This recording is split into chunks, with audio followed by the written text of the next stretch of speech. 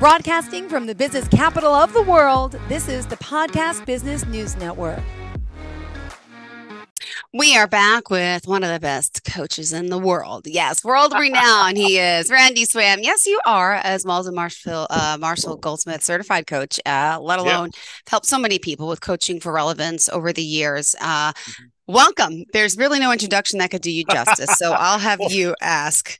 Tell us about yourself.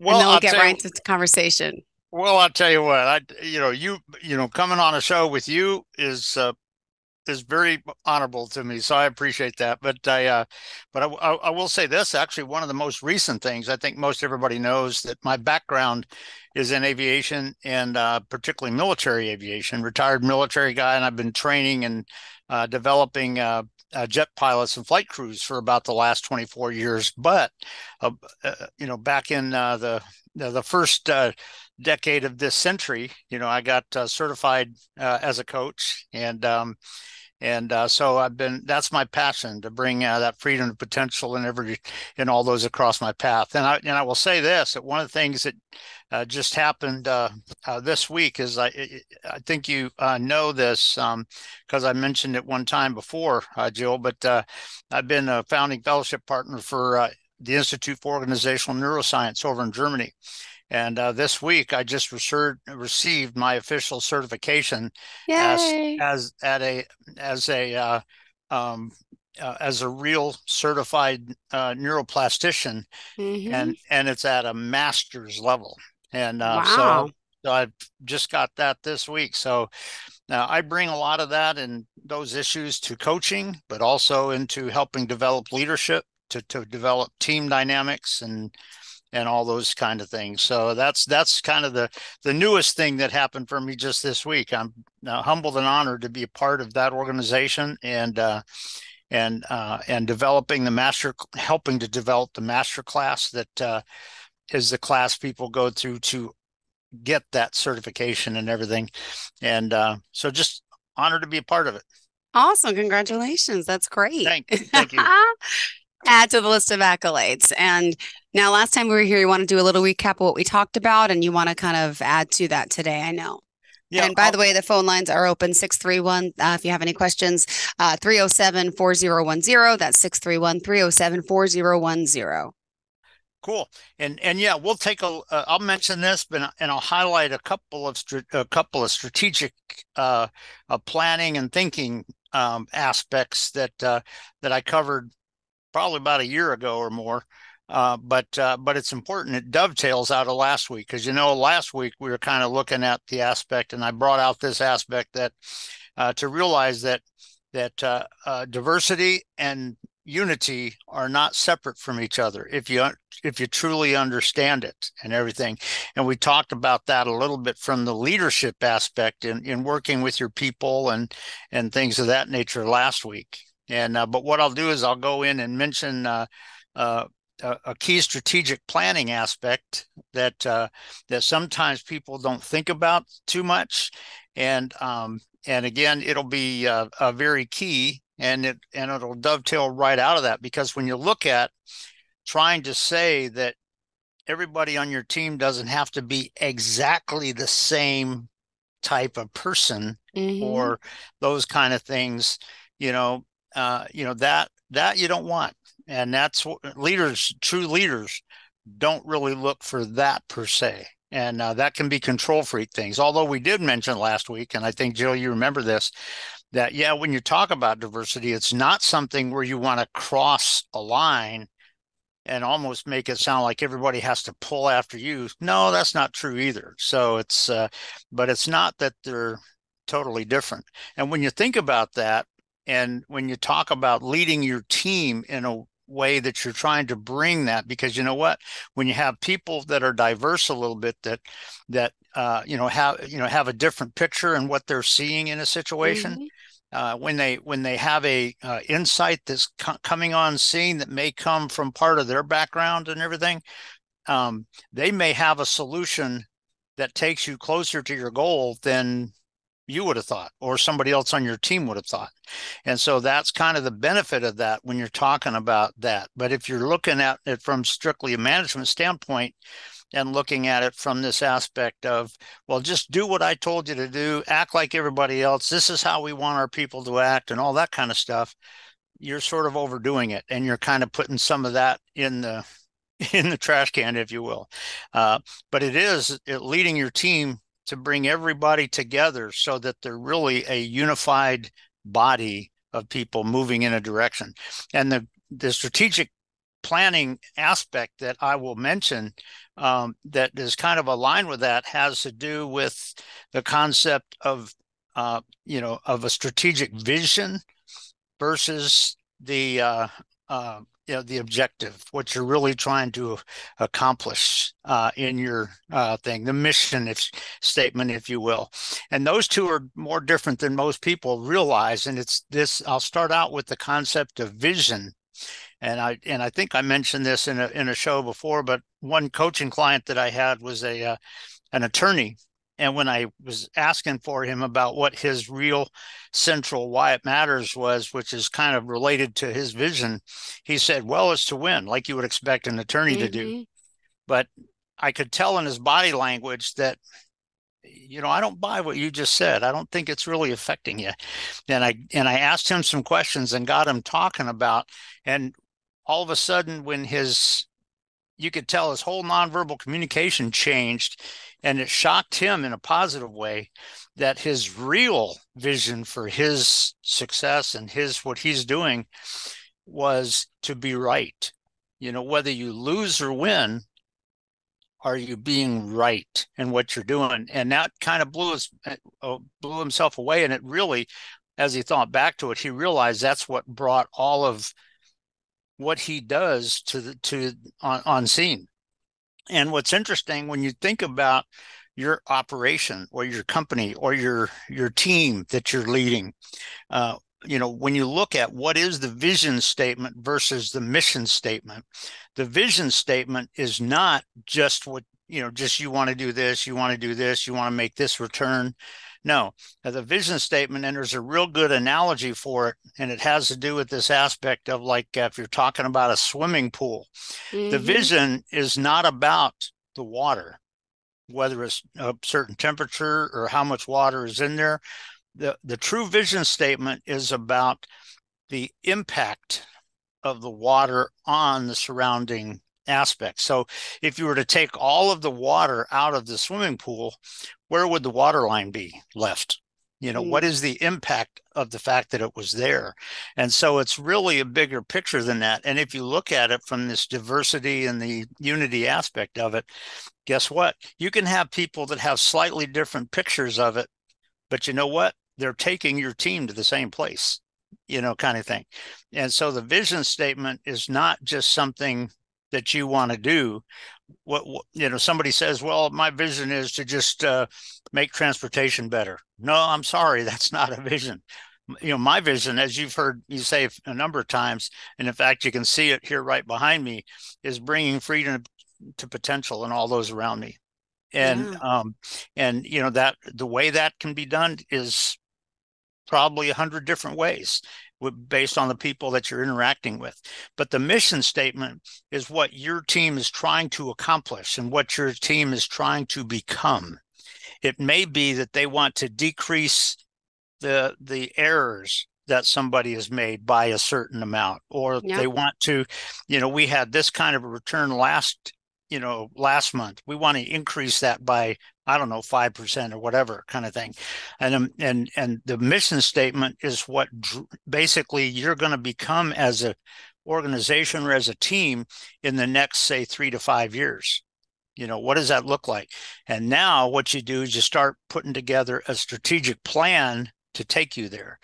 But the vision, the mission statement should be in line with kind of what your vision is. If my vision is to bring freedom to potential in other people and I keep getting in the way and shutting that down, not doing my job. And so when you think about it, it's just a very simple strategic mindset that people have to have that is really very different when you're looking at it in light of what we were talking about last week, this diversity. If you understand the vision, and like in my case, bringing freedom to potential and all those across my path, guess what? everybody that I connect with has a little bit of a different thing in their past that's holding them back, a little bit different thing on why they're not creating the vision for going forward and all of that. And guess what? Each of those people is a little different. And and if all you're going to do is just create an academic, strategy of it, you're not truly getting the job done. And so that's just another picture from the strategic mindset, that there can be value behind having those different people out there, as long as they're pulling together and they're moving in the right direction that is taking your team where you want to go. And that is just a huge thing. But like I said, last week we were talking about that concept of diversity and unity, and how those are not totally separate. You and I can be very different, and yet, you know what? We are so unified. It's not funny. It's not even, it's amazing, kind of thing. And are you leading your teams, leading your people in a way where that becomes a part of who they are becoming? And that's just a key factor, both strategically and just in a leadership aspect, that so many people, unfortunately today, don't think about in a lot of ways. So it's just something to think about. That's for sure. Thank you. And tell us again how I reach you. I don't think we even mentioned the website yet, or your phone number. Sorry. Oh, okay. Well, you could go to my website and you can actually see it right behind my head here. It's coachingforrelevance.com. It's FORrelevance.com. And when you go to coachingforrelevance.com, down at the bottom of the homepage, it shows the my email and my cell phone. And as Jill, and I think other people, if they've heard it before, they've heard me say this before, but you don't have to worry about me just giving you a sales call. If you just want to have a conversation, we can do that. If you have a need, we'll come up with something and create a job thing. But but if somebody just wants to have a conversation, we can do that too. And but if you go to my homepage on my website at the bottom, you'll see my cell phone and there's also a link on there where you can actually set up an appointment. And so it lets people do that. Perfect. Well, let me ask you this. Okay. Would you say your ability to connect with others, to help them succeed, to drive, to give them that motivation as a coach, was it from your military background? Did it come from that, or what would you say? And then he was in aviation too. So, I mean, but just curious, where do you credit yourself? To be honest, I don't credit myself with it as much as it is that I credit many of the true leaders that I worked with in the military, and how that developed leadership awareness in me. And in fact, I've mentioned this name, I think, before, but one of the guys that was a squadron commander when I was in the squadron flying the 335th Chiefs at the 4th Tech Fighter Wing, he was just an incredible squadron commander, and all that. And I've learned so much from watching him. And I still say today, in fact, I included him in my autobiography. If anybody gets that, they'll see it, kind of thing. But he just, the people that I credit are, it's amazing when I look back and see the line and the lineage and the journey that my life and journey took, because I learned so much, so much in my journey, that I've learned a lot of that sort of stuff. And I saw it in operation in the military, because guess what? In your squadron or in your unit, you've got different people from different backgrounds and different races and all of that. And it's just, it is just huge when you do that. But it's not just pure academic. If you're only going to rote, superficial academic things, you're missing the boat in leading your teams and really bringing your organization and your team to true success. And so I just am amazed at my journey and just what it has developed in me and what I observed in some of the incredible leaders with whom I served, and all that. And guess what? If you ever have the risk where you may have to go into combat, guess what?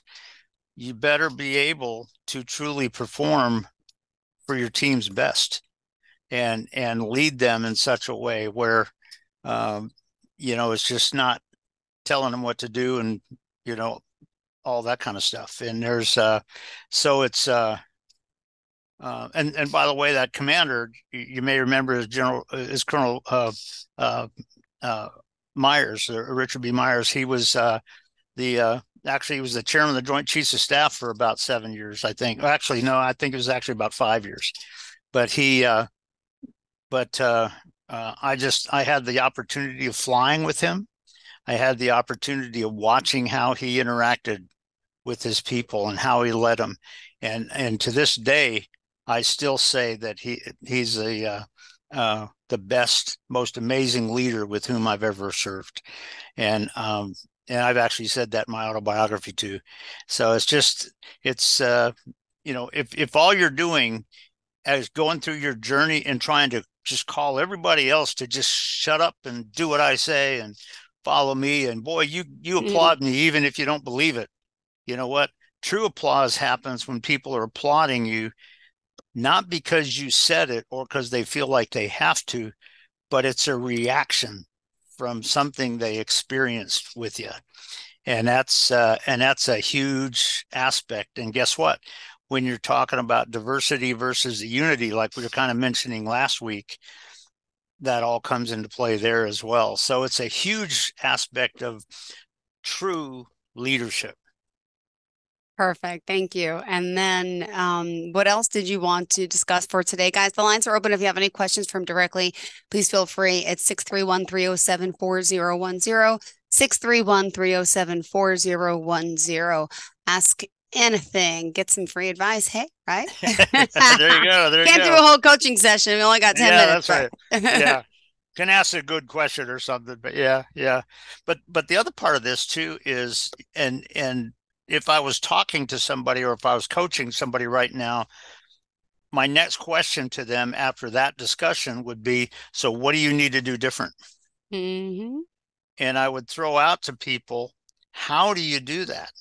How do you do that? And the first thing I would say is you have to truly be aware of your people and who they are and where they come from. And the only way that you know that is by your conversations with them and being able to listen to them, even when they're saying something that's kind of a struggle right now. Instead of just telling them, do this, do that, but you sit here like this. And if I was talking to you, Jill, just look at you like this and go, okay, I hear you. Yeah, I get you. Kind of thing. And because when they think that you're totally understanding what they're really experiencing, that says a lot. And you guys can see in my autobiography that's like I said, it's getting close to being published. I was going to ask, is there any more timeline on that?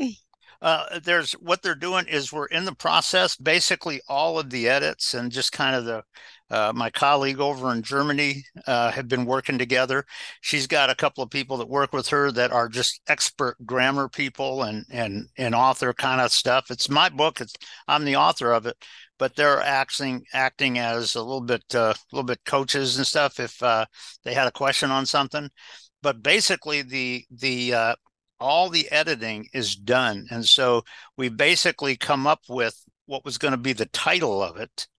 And we're looking at, we're kind of at the phase where we're looking at it and looking at what the hard cover is going to look like. What's the picture going to look like on the hard cover? So we're in the process of finalizing that a little bit. So it's getting very close. And it's, I'll definitely, pass it on when I know when it's going to be available. And it's, but I'll tell you, this aspect of leading and understanding the true vision. When you're talking about like my vision of bringing freedom to potential in all those across my path, at any point, if I step in the way of that, I've just taken my own true vision and thrown it in the waste can. And so Yeah. regardless of what your people are going through, if you have 5 people that work on your team, guess what? Each of them probably has a little bit of a different struggle they're dealing with. Each of them has a little bit of a different background. Do you interact with them in such a way, even if it's leadership, or even if you're having to kind of have a little bit of a disciplinary moment with one? Do you do that in a way where even though you're having to correct them, they still kind of experience that vision in what you're doing and how you're connecting with them? And those are some very important and insidious aspects of true leadership, but it's something that true leaders totally understand. And like I say, Colonel Myers, to this day, I still say he was the most incredible leader with whom I ever served or ever observed. And I learned so much just from watching how he interacted and led the squadron. And basically when he was a full bird colonel, then he left the squadron to go up to be promoted up to a higher notch. I actually saw him at a function at an Air Force base, and he and his wife both, recognized me and came over and shook hands, and we were just chatting for a minute and everything. And so it's just, having that vision aspect is critical.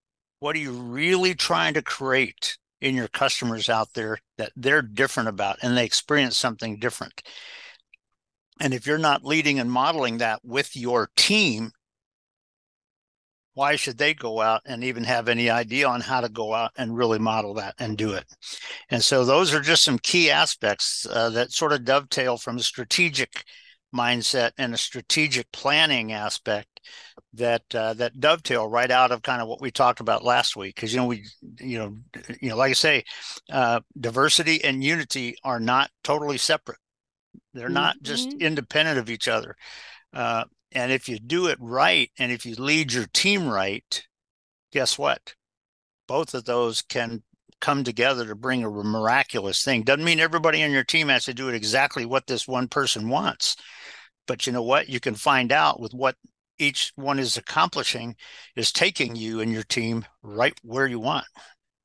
And so it's just some, basic aspects of bringing what we talked about last week to this sort of strategic planning and thinking mindset.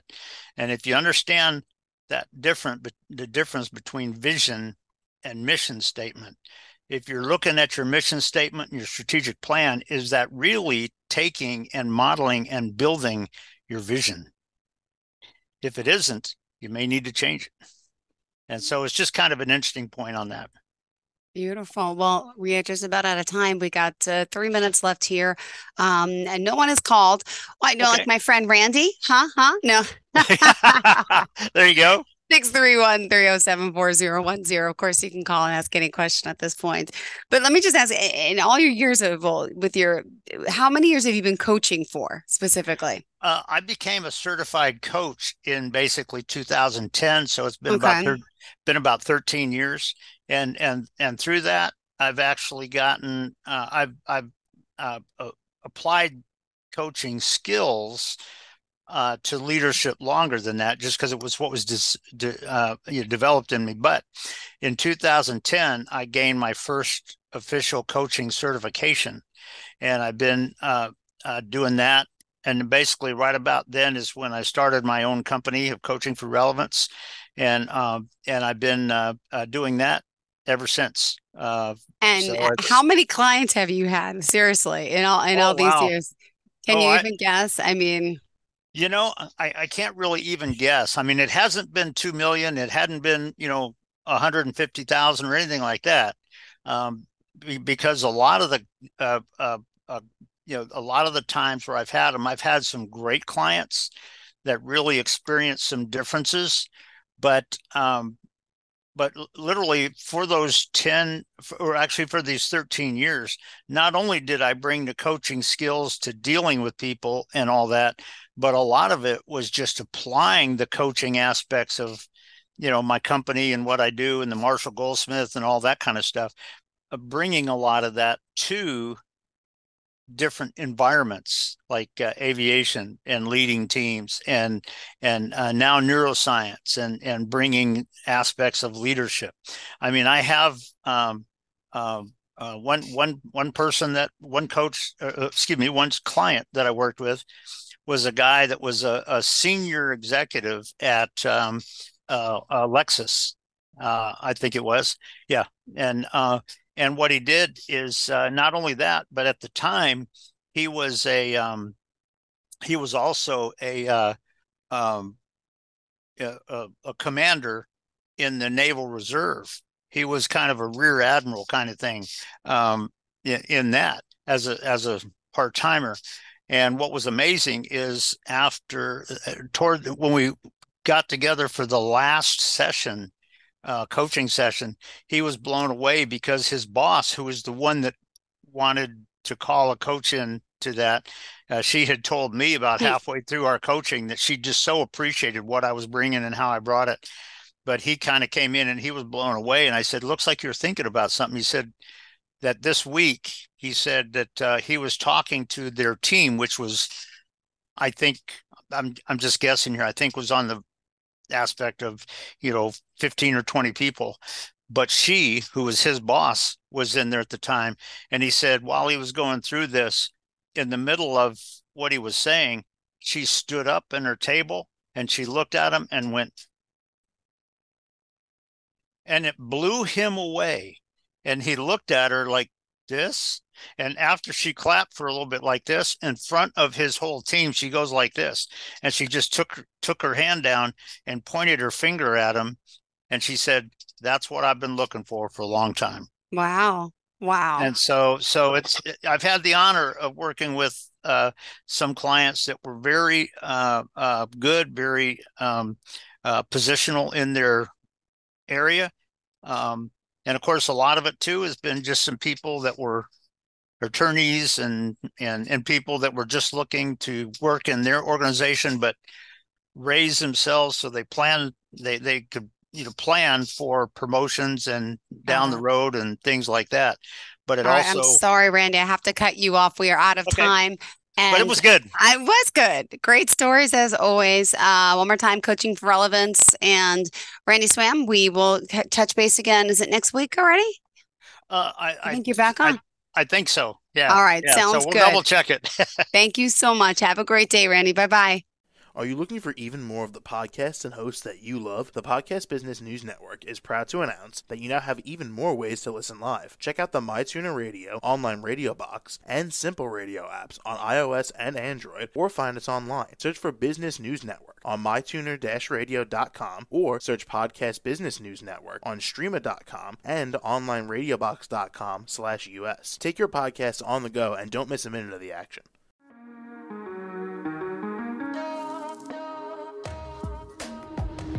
Broadcasting from the business capital of the world, this is the Podcast Business News Network.